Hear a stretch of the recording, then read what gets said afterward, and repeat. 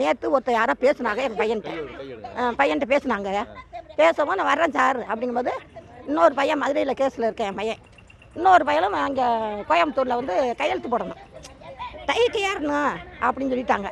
நான் எதுக்கையா போகிறேன்னா, இல்லைம்மா அவங்களும் வராங்க நானும் போகணும், 2 பேரும் போய் கையெழுத்து போட்டு வந்துடுறோம் அப்படின்னு சொல்லிவிட்டு 6:30 மணிக்கு கிளம்புனாங்க. சாப்பாடு செஞ்சு கொடுத்தையா, இட்லி சுட்டு கொடுத்து நான் பிள்ளை அனுப்பினையா, நீரா தண்ணியை கொடுத்து. எனக்கு அது தெரியுது 2 மணிக்கு உன் மயனை சுட்டு விட்டாங்கன்னா என்னங்கயா அர்த்தம்? நான் என்ன வயசான கிளவி, எங்கள் வீட்டுக்காரர் செத்து 1 வாரம் தான் ஆகுது. கேட்டு பாருங்க எல்லாத்துலேயும்.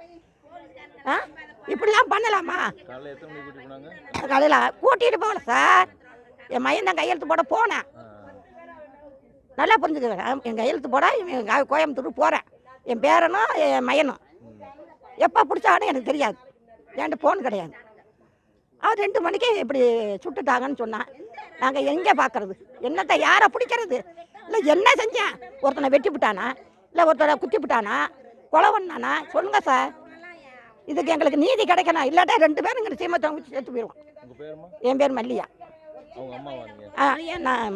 எனக்கு 10 பக்கம் எங்கள் 10 பேத்துக்கு உயிர் கொடுத்த மயன் சார். எங்கள் 10 பேத்துக்கு கொலை விளக்குவேன். இந்த தெருவுக்கு துரைச்சாமின்னா எல்லாத்துக்கும் தானம் பண்ணுவேன். எம்ஜிஆர் நகர்லேருந்து அவங்க என் பையனையும் என் தம்பியையும் எம்ஜிஆர் நகர்லேருந்து கூட்டிகிட்டு போனாங்க. கூட்டிகிட்டு போய் அவங்க எங்கே இது பண்ணாங்கன்னு தெரியலை, ஆளை காணோம்.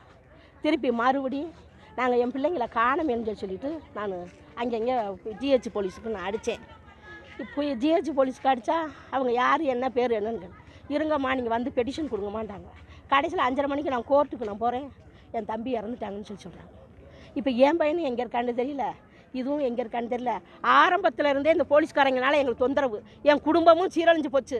5 பொம்பளை பிள்ளைங்களை நான் கட்டி கொடுக்கமுன்னா பெரும்பட்ட பாடு நான் எங்களுக்கு தான் தெரியும். ஒருத்தன் கூட மாப்பிள்ளை கட்டு வராமல் நாங்கள் சொந்தத்துக்குள்ளேயே எங்களுக்கே என்ன இது பண்ணி என்னென்ன அநியாயம் பண்ணாங்க அவங்க, கொஞ்சம் அநியாயமாக பண்ணாங்க அவங்க.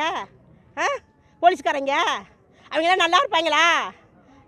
நாசமாக தான் போவாங்க அவங்களாம். அப்புறம் என்னையா சொல்கிறது, இதுக்கு மேலே நான் என்னையா சொல்கிறேன்? என் மயனை கொஞ்சம் பாருங்கய்யா. இல்லை காலையில் எத்தனை மணிக்கு வந்து கூட்டிகிட்டு போனாங்க? என்ன 5:30 மணிக்கு போனாங்கய்யா சார். 5:30 மணிக்கு போனவங்கள ஆளை காணும். கடைசியில் பார்த்தா செத்து தாங்க நியூஸு டிவியில் வரும். இதைத்தான் பார்த்தோம், வேறு ஒன்றும் தெரியல. 5:30 மணிக்கு நான் கோர்ட்டுக்கு நான் பெட்டிஷன் கொடுக்கறதுக்காக நான் போனேன். பெட்டிஷன் கொடுக்கறது போகிறதப்ப இறந்து போயிட்டாங்கன்னு சொல்லி சொல்கிறாங்க. கடைசி வரை இன்னும் உண்மையான இது எங்களுக்கு என்ன தெரியலை.